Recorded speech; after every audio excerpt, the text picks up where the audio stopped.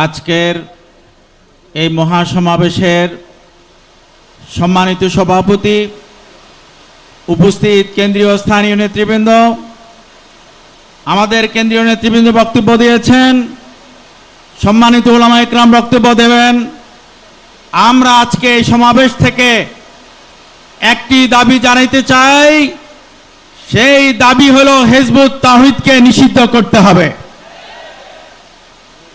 এটা হচ্ছে প্রশাসনের কাছে দাবি, কিন্তু কালিমাওয়ালা কালিমা বিশ্বাসী সকল মুসলমান হিজবুত তাওহীদকে নিষিদ্ধ ঘোষণা করে ফেলছে।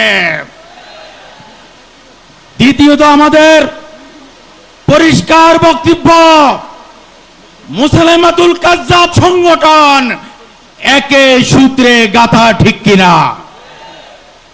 এই সমস্ত সকল সংগঠনের বিরুদ্ধে ঈমান আকীদার অতন্দ্র প্রহরী উলামা ইকরামকে প্রতিটি ওয়ার্ডে ওয়ার্ডে গণপ্রতিরোধ গড়ে তুলতে হবে।